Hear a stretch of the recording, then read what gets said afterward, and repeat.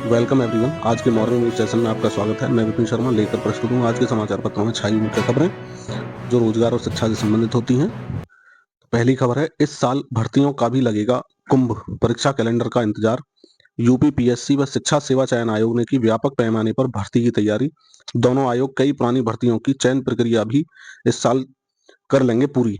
वर्ष 2025 में भर्ती प्रक्रिया जो है परीक्षाओं का भी कुंभ लगेगा। उत्तर प्रदेश लोक सेवा आयोग और उत्तर प्रदेश शिक्षा सेवा चयन आयोग बड़े पैमाने पर भर्ती की तैयारी कर रहे हैं। दोनों आयोग नई भर्ती परीक्षाओं के लिए जल्दी वर्ष 2025 का कैलेंडर जारी कर सकते हैं।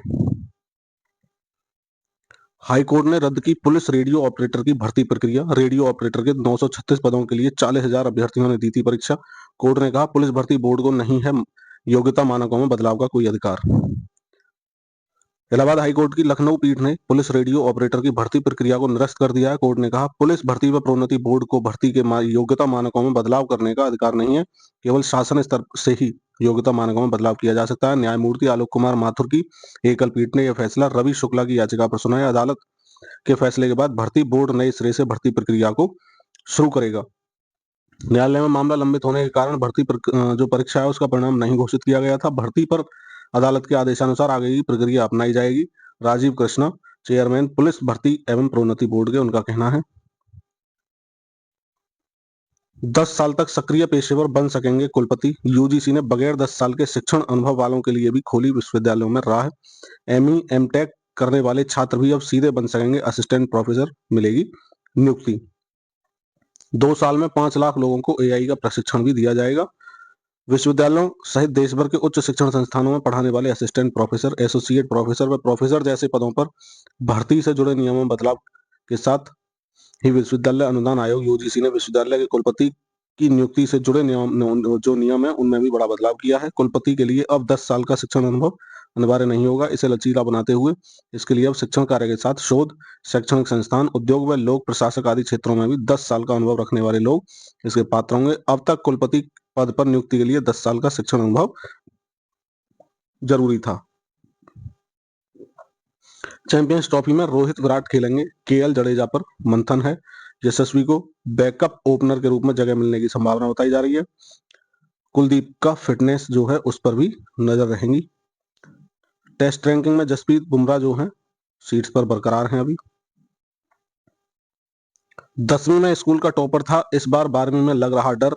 मनोविज्ञान शाला के टोल फ्री नंबर पर पहले दिन 24 परीक्षार्थियों ने बताई समस्याएं। खबर है उत्तर प्रदेश शिक्षा का जो बोर्ड है माध्यमिक शिक्षा का। 10वीं की परीक्षा में स्कूल का टॉपर था, लेकिन इस बार 12वीं की परीक्षा में डर लग रहा है। बुधवार से शुरू हो रही उत्तर प्रदेश मनोविज्ञान शाला के टोल फ्री नंबर में एक परीक्षार्थी ने अपनी यह समस्या बताई तो मनोविज्ञानियों ने फोन पर ही इसका समाधान किया। परीक्षार्थियों को समझाया गया कि वह आत्मविश्वास को कम ना होने दे और टॉपर होने का दबाव भी बिल्कुल ना ले। हो सकता है इस बार आप उससे भी अच्छे अंक लेकर आए। उसे सलाह दी गई है कि मॉडल पेपर को हल कर अपना मूल्यांकन करें। पेपर में क्या होगा इस बारे में अभी ना सोचें। अपने अंदर नकारात्मक विचार ना आने दें। ये सभी के लिए ही है कि नकारात्मक जो विचार हैं उनकी तो एंट्री अपने माइंड में बिल्कुल ही बंद कर दें। अगर आपको भी किसी तरह की कोई समस्या है तो टोल फ्री नंबर है, इस टोल फ्री नंबर पर सुबह 11 से शाम 5 बजे तक 10वीं 12वीं के लिए अगर आप परीक्षा दे रहे हैं यूपी बोर्ड से तो आप संपर्क कर सकते हैं और अपनी समस्या बता सकते हैं। मनोवैज्ञानिक उन समस्याओं को सुनेंगे और उचित समाधान करेंगे। घायलों के कैशलेस इलाज की 14 मार्च तक योजना बनाई केंद्र। खबर है सुप्रीम कोर्ट का निर्देश दिया गया है। हादसे का शुरुआती 1 घंटा पीड़ितों के उपचार में अहम होता है। सुप्रीम कोर्ट ने केंद्र सरकार को निर्देश दिया है कि मोटर वाहन अधिनियम के तहत सड़क हादसों के जो पीड़ित हैं उनको 1 घंटे के भीतर यानी गोल्डन आवर में कैशलेस इलाज उपलब्ध कराने के लिए 14 मार्च तक योजना बनाए। अधिकतम 1.5 लाख रुपए देने के केंद्र के प्रस्ताव पर भी चिंता जताई गई है। केंद्रीय परिवहन मंत्री नितिन गडकरी ने एक दिन पहले यानी मंगलवार को परिवहन विकास परिषद की 2 दिनी कार्यशाला में बताया कि दुर्घटना में घायल जो हुए लोग हैं उनको 7 दिन तक और अधिकतम 1.5 लाख रुपए तक कैशलेस इलाज की सुविधा दी जाएगी। यह भी कहा गया है कि देश भर में यह योजना मार्च तक लागू कर दी जाएगी। हालांकि अब कोर्ट के निर्देश के बाद सरकार को इस पर फिर से पुनर्विचार करना होगा। यूपी में नो हेलमेट नो फ्यूल व्यवस्था सभी जिलों में लागू। 4 साल से अधिक उम्र वाले बच्चों के लिए भी अब हेलमेट पहनना जरूरी है। परिवहन आयुक्त ने सभी जिलों के डीएम, पुलिस मुखिया को भेज दिया है पत्र।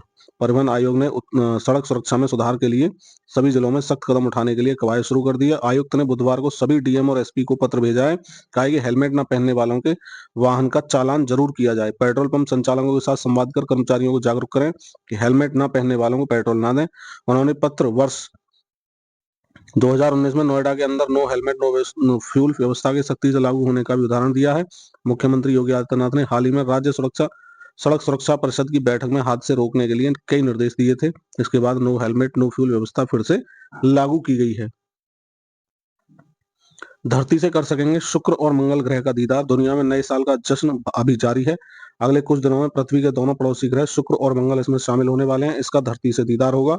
10 जनवरी यानी शुक्रवार की शाम सौरमंडल के सबसे गर्म ग्रह को सूर्यास्त के तत्काल बाद दक्षिण पश्चिम आकाश में 47 डिग्री के कोण पर नजर आएगा। युवा खगोल विज्ञानी वेदांत पांडे बताते हैं यह मौका है 10 से 12 साल में देखने को मिलता है जब शुक्र और पृथ्वी अपनी कक्षाओं में इस स्थिति पर होते हैं। दूसरा मौका 12 जनवरी को मंगल ग्रह को देखने को होगा। इस दिन मंगल पृथ्वी के सबसे नजदीक होने वाला है। इसरो के नए chairman V Narayanan cryogenic engine के विकास में रही इनकी अहम भूमिका। Famous rocket scientist V Narayanan को इसरो का नया चेयरमैन अपॉइंट किया गया है। इसरो के हेड के तौर पर वह एस सोमनाथ की जगह लेंगे। नारायणन की क्रायोजेनिक इंजन के विकास में अहम भूमिका रही है। वह 14 जनवरी को अपना क्या करेंगे, नया पदभार संभालेंगे। उन्होंने बुधवार को कहा कि अंतरिक्ष एजेंसी इस समय सफल दौर से गुजर रही है और आने वाले दिनों में उसके पास चंद्रयान 4 और गगनयान जैसे बड़े मिशन है। नारायण ने कहा कि इस संस्था का हिस्सा बनने पर वह खुद को सौभाग्यशाली मानते हैं। इसरो का हर क्षेत्र में योगदान। नारायण ने कहा यह प्रधानमंत्री नरेंद्र मोदी द्वारा दी गई एक बड़ी जिम्मेदारी है। इसरो ने 1969 से देश के हर क्षेत्र में महत्वपूर्ण योगदान दिया है। इसका नेतृत्व विक्रम साराभाई, यू आर राव के, कस्तूरी रंगन के, राधाकृष्णन के, सिवन और एस सोमनाथ जैसे महान विज्ञानियों ने किया। मुझे यकीन है कि इसरो में उपलब्ध विज्ञानियों और प्रबंधन कर्मचारियों के साथ भारत को विकसित देश बनाएंगे। इनके बारे में जान लेते हैं। आईआईटी खड़गपुर के छात्र रहे हैं इसरो प्रमुख। तमिलनाडु के कन्याकुमारी जिले में जन्मे नारायण ने अपनी प्रारंभिक स्कूल शिक्षा अपने गृह नगर में ही पूरी की। मैकेनिकल इंजीनियरिंग में डिप्लोमा और इंस्टीट्यूशन ऑफ इंजीनियर्स से मैकेनिकल इंजीनियरिंग जो है इसमें एसोसिएट सदस्यता प्राप्त करने के बाद उन्होंने आईआईटी खड़गपुर में दाखिला लिया। नारायणन ने आईआईटी खड़गपुर से क्रायोजेनिक इंजीनियरिंग में एम.टेक और एयरोस्पेस इंजीनियरिंग में क्या की पीएचडी की भी पढ़ाई की। 1984 में रॉकेट और स्पेसक्राफ्ट प्रोपल्सन विशेषज्ञ के रूप में इसरो में शामिल हुए। विभिन्न पदों पर काम करने के बाद 2018 में उन्हें लिक्विड प्रोपल्सन सिस्टम सेंटर का निदेशक बनाया गया। GSLV mark 3C-25 cryogenic project के परियोजना निदेशक के रूप में भी उन्होंने काम किया है। Bengaluru number 1 city for women. Hi-tech city Bengaluru महिलाओं के लिए नंबर 1 सिटी बन गया है। बेंगलुरु ने चेन्नई को भी पीछे छोड़ते हुए यह प्लेस हासिल किया है। Work place culture consulting firm ने भारत के 120 शहरों में स्टडी के बाद यह रैंकिंग तय की। हर शहर को सिटी इंक्लूजन स्कोर दिया गया है। बीपीएससी 17वीं का मॉडल उत्तर जारी। बीपीएससी ने एकीकृत 17वीं संयुक्त प्रतियोगिता परीक्षा का मॉडल उत्तर जारी कर दिया है। अभ्यर्थियों से 16 जनवरी तक आपत्ति मांगी गई है। अगर छात्रों को किसी तरह की आपत्ति है तो वे साक्ष्य और तथ्य के साथ आवेदन कर सकते हैं। आयोग के साथ 13 दिसंबर 2024 को 911 केंद्रों पर हुई परीक्षा और बापू परीक्षा परिसर केंद्र की 4 जनवरी को 22 केंद्रों पर हुई दोनों परीक्षाओं का मॉडल उत्तर एक साथ जारी किया है। अभ्यर्थियों से दावा आपत्ति की मांग 16 जनवरी तक तय की गई है। आयोग की ओर से इसी माह प्रारंभिक परीक्षा का रिजल्ट जारी करने की तैयारी है।